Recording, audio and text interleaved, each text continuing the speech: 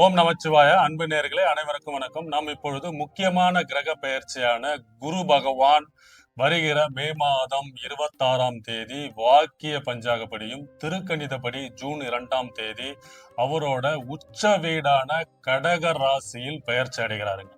மிதுன ராசியிலிருந்து குரு பகவான் 12 வருடங்களுக்கு பிறகு உச்சம் பெறும் குரு, அவருக்கு கால புருஷ தத்துவப்படி 4ஆம் இடத்துல உச்சம் பெறக்கூடிய குரு கடக ராசியில் இடம்பெறும் பொழுது ஒவ்வொரு ராசிக்கும் சிறப்பான யோக காலமாகவும் பொற்காலமாகவும் இருக்க போகுது. ஏன்னா குரு பகவான் பாத்தீங்கன்னா முழு சுபர் கிரகங்க. இவர் அனைவருக்குமே, அனைத்து கிரகங்களுக்குமே பாத்தீங்கன்னா அனைத்து ராசிக்காரர்களுக்குமே நல்ல பலன்களையும் நல்ல ஒரு செழிப்பான ஒரு வாழ்க்கையையும், அதாவது அதிர்ஷ்டம், படிப்பு, தனம், யோகம், கல்யாணம், முக்கியமா வீடு, இந்த மாதிரி நிறைய சுபபோகங்களையும், கல்வி, முக்கியமா உயர்கல்வி, இந்த மாதிரி யோகியத்தை எல்லாம் கொடுக்கக்கூடிய அமைப்பு குரு பகவான். அதனாலதான் பாத்தீங்கன்னா கால புருஷ தத்துவப்படி குரு பகவானுக்கு 9ஆம் இடத்தை கொடுத்திருக்காங்க. 9ஆம் இடம் என்றது பாக்கியஸ்தானம், அனைத்து பாக்கியங்களையும் அதிர்ஷ்டங்களையும் கொடுக்கக்கூடிய அமைப்பு கொண்டவர் குரு பகவான்.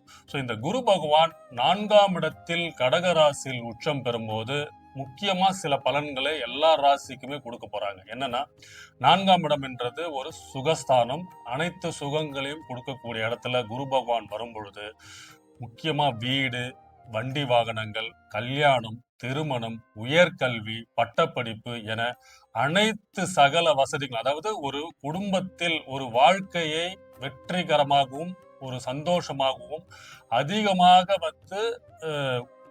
வெற்றிகளை பெறக்கூடிய அமைப்பு இந்த 4ஆம் இடத்துல தான் இருக்கு. அதுக்கு தேவையான அனைத்து கட்டங்களையும் அனைத்து நடவடிக்கைகளையும் கொடுக்கக்கூடிய அமைப்பு குரு பகவானுக்கு உண்டு. அவர் இருக்கிற இடத்தை மட்டும் இல்லாமல் அவருக்கு 5, 7, 9ஆம் பார்வை என்ற 3 முக்கியமான பார்வைகள் இருக்கு. அதன் அடிப்படையில் பாத்தீங்கன்னா அவர் நின்ற இடத்திலிருந்து ஒவ்வொரு ராசிக்கும் இந்த இடத்தை அவர் பார்க்கும்போது அதனோட பலன்களையும் அவர் கொடுக்க போறாரு. அதன் அடிப்படையில் அனைத்து ராசிக்காரர்களுக்குமே சில சில யோகங்கள், பாக்கியங்கள் கிடைக்க பெறுவீர்கள். அது மட்டும் இல்லாமல் இந்த குரு பயிற்சி ஒரு முக்கியமான குரு பயிற்சியா இருக்கும். ஏன்னா உச்ச குரு, பலம் பொருந்திய குரு, அனைத்து ராசிகளுக்கும் அனைத்து வளங்களும் கிடைக்க பெறுவீர்கள். ஒரு ராசியாக பார்ப்போம்.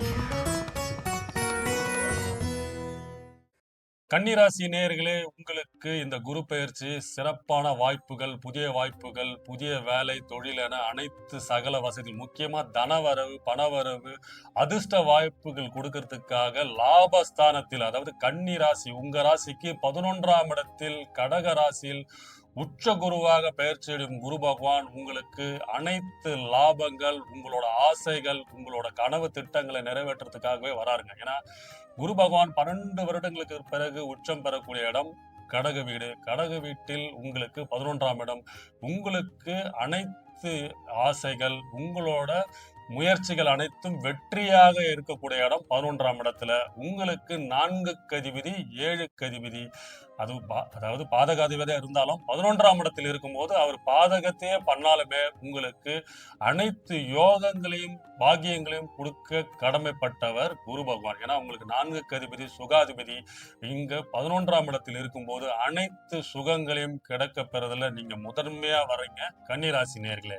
ஏன்னா கன்னிராசிக்கு 4க்கு அதிபதி 11ஆம் இடத்தில் இருக்கும்போது உங்களுக்கு உங்களோட ஆசைகள், உங்களோட கனவுகள்லாம் நிறைவேறக்கூடிய காலகட்டமாக இந்த காலகட்டத்தில் குரு பகவான் பண்ணுவாருங்க. ஏன்னா உங்களுக்கு 7ஆம் இடத்து அதிபதி அவர் தான். உங்களோட கூட்டாளி, நண்பர்கள், பங்காளி, உங்களோட அப்பா வழி சொத்துக்கள், உங்க பார்ட்னர் மூலமா அவங்க பிசினஸ் டெவலப் பண்றது, புதிய புதிய தொழில் உண்டாக்குறது, அதாவது பொது வாழ்க்கையில இருக்கிறவங்க, சமுதாயத்துல இருக்கிறவங்களுக்கெல்லாம் ஒரு நல்ல பேரு, ஒரு அரசியல்ல இருக்கிறவங்களுக்கெல்லாம் நல்ல ஒரு அங்கீகாரம், உங்களுக்கு நல்ல ஒரு பேர் கிடைக்கிறதான வாய்ப்புகள்லாம் இந்த காலகட்டத்தில் குரு பகவான் ஏற்படுத்தி கொடுத்துருவார். அது மட்டும் இல்லாமல் திருமணம், கல்யாணம் என குடும்பத்து சூழ்நிலையில் அமைக்கும் யோகமும் இந்த காலகட்டத்தில் இருக்கு. புதிய வீடு வாங்கணுமா, கார் வாங்கணுமா, புதிய புதிய முயற்சிகள் எல்லாமே உங்களுக்கு கை கூடும்.